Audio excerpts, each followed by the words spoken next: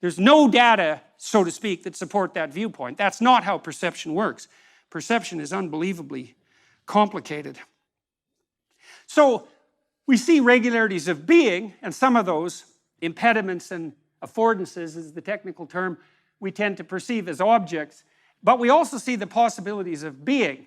But the problem with that is that the world of objects, potentially relevant objects, and the world of possibility is vast beyond our comprehension.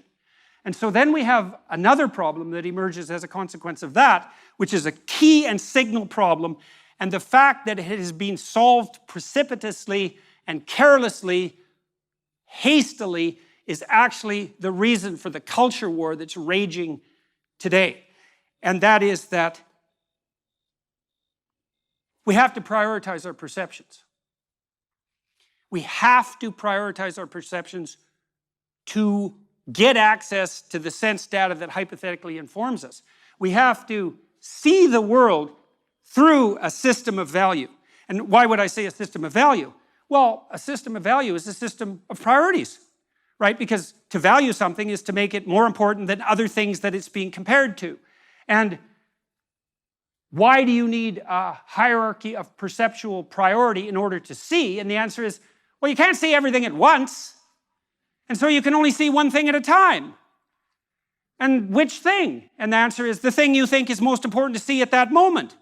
And then the question is, well, and this is the question, why is that the most important thing to see at the moment? So imagine, this is true in the auditory domain, in the tactile domain, all sensory domains. And you think that perception is a passive action and that we act upon the consequences of our perception, and this is just not true at all. There's no level of the analysis of perception neurophysiologically where you can separate action from perception. So for example, when you're looking at the world, although you don't know this, your eyes are moving back and forth very, very quickly. They have to move. If they stop moving for more than 1/10 of a second, you go blind because you saturate the neurons that you're using to perceive so intensely with the repetitive stimulation that they just shut down. And so at a micro level, your eyes are vibrating like mad, and then there are saccades above that that are still unconscious, that are less rapid and wider, and then voluntarily, you have voluntary eye fields in the frontal cortex, you move your eyes voluntarily to point to what you want to see, and you do that because the center part of your vision is exceptionally high resolution. Each center vision foveal neuron is connected directly to 10,000 neurons in the primary visual cortex, and then each of those 10,000 is connected to another 10,000. It's very expensive neurophysiological real estate, and if all of your vision was as intensely high resolution as your fovea, which is a very small part of your retina, you'd have to have a brain like an alien, because half your brain at any given moment, especially for human beings, is actually taken up with the problem of resolving the world into conscious vision. And that's all motorically dependent. And so, in some sense, real sense, seeing is very much akin to feeling out. If you're investigating the structure of something like this column, if you close your eyes, you can build a visual image of the column. Blind people, by the way, many of them can draw, just so you know, even if they've been blind from birth, because they generate visual representations of the world. They just don't have light and color.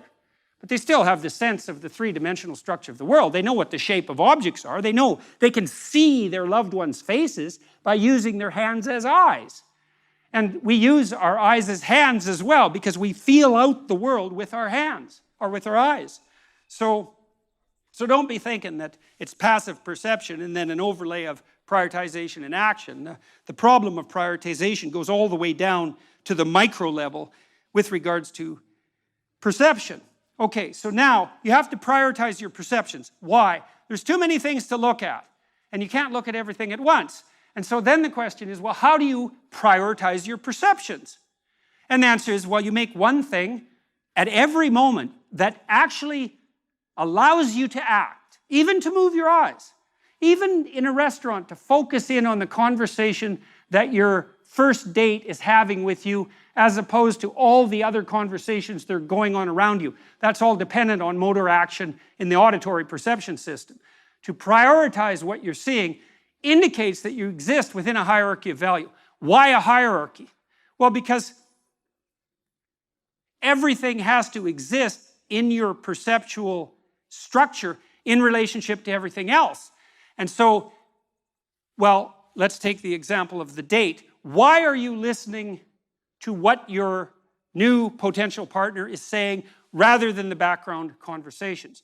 You might say, well, I want to hear what she has to say. Well, and then you might ask, well, why? And you might say, well, I want to be polite. And you might say, why? Well, I like this girl and I would like to explore the possibility of a relationship. Why? Well, because I believe that having a relationship with someone is valuable, and that's a subset of the notion that having relationships is valuable, and that's a subset of the notion perhaps of having stable, long-term, loving, monogamous relationships are the highest form of relationship, and that's a subset of the notion that, well, as you progress through life, one of the things you do is find a partner and establish a family, and perhaps have children and contribute to the community in that way, and that's part of being a good citizen, let's say, and that's part of being a good person. And then there's an outside nesting of that too, because one question might be, well, what do you mean to be a good person? And of course, that's the problem of the logos. And the answer to that would be something like, well, I want to be the proper mediator between possibility and actuality such that the best possible actuality can be manifested by the possibility that I confront. And every bloody thing you do, everything you see, is either nested in a unified hierarchy like that, or it's not. So let's say, what happens if it's not? Well, we actually know what happens if it's not. And let's say you're not unified psychologically in your value orientation. Okay, what's the consequence? Well, entropy. That's the first consequence. It's like, are you doing one thing, which you know what you're doing and can commit yourself to and can actually undertake, or are you so confused that you need to do 15 things at the same time, and you don't know which of them is most important? And the importance, by the way, is diluted by the multiplicity, right? Because if you pick something out as singularly important, you actually elevate it as important. If 15 things all of a sudden become equally important, they're all 1/15th as important, because if they weren't, you wouldn't have a problem sequencing them, and that means they're not motivating. So one of the consequences of that is that there's no positive emotion. Because positive emotion, the joy, there's a couple of types of positive emotion. I won't talk about satiation, but enthusiasm and joy, happiness, let's say, is 100% dependent, as far as we can tell, on observations that you're progressing towards a valued goal. It's not attainment focused, that's satiation. You get something you want and you're satisfied about it. That's a whole different neurochemical system. But enthusiasm and joy that people associate with happiness manifests itself when you're moving towards a valued goal. So if you don't prioritize your goals because you don't exist within a structure of value, then you have no positive emotion.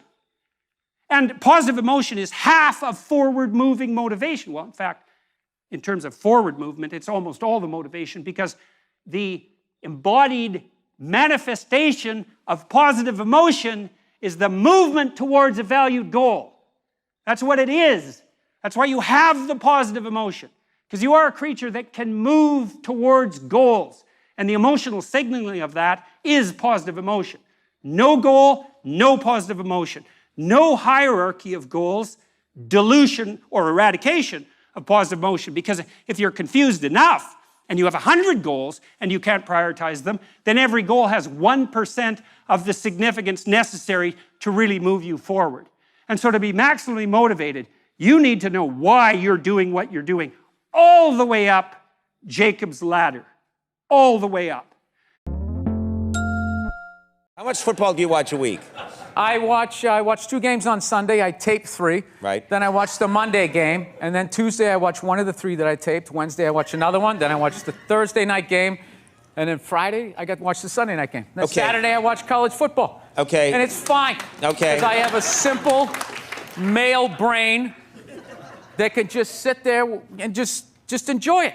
I can just enjoy it. So does your wife watch any of these games with you? Does she? No, she has the female, complex, multitasking brain. That's why they can't be happy. They just Always, they're like, what is that lizard that can look at two things at once? That's what they're like. So they got the shoes they want, and then they see some other woman walking in going, oh, look at this skinny bitch over here. She thinks she's cute, right? And that's what I've learned. Oh, God. You know what makes women happy? Nothing. Nothing makes them happy, and that is why they are slowly taking over the NFL, because it annoys them that we can just sit there with like a pizza and a drink, like, that's not holding, and just be like, and enjoy ourselves. So you're saying that because you're happy that you think your wife and women in general want to take They're jealous of it. They're jealous how simple the male brain is, that you can just sit there and be entertained and find true happiness, and it just bugs them, so they got to ruin it. And they're slowly taking over the NFL. You know, all next month, once again, they're going to dress everybody in the NFL like newborn baby girls, for whatever reason. What do you, Did you forget that there's breast cancer from a year ago? Yeah, so they did it last year, and they're going to do it again this year. Yes. They're slowly going to take it over, and they're going to move us out. Because I'm telling you, I don't understand why they keep trying to go into a male football league. It's like, why don't you guys band together and start your own league? Get your own thing going. But I realize they don't want their own thing. They don't want their own shit. They want our shit. I don't know what it is. And I think it's because we're happy. We're just sitting there enjoying ourselves, having a good time without them. It drives them nuts. And they just got to go in there and ruin it. So they got women's basketball. They don't even like it. They don't even like most of them they don't even like football. Like, I don't get it. I don't get like the fascination. Like, if my wife is having like 3 of her friends over, I screw. I leave. I don't need to be there and ruin it for her. I know you guys. I'm going to change the dynamic because I'm there and you can't talk about 100% female stuff. Out of courtesy, I'm going to get out of there. I'm going to leave. But they can't do that, you're saying? One guy, one chauvinistic jackass up there understands what I'm saying. All right, now, you know... Whatever, I'll tell that story better next time. I'm going to get it right, all right? Next time I'm going to get it right.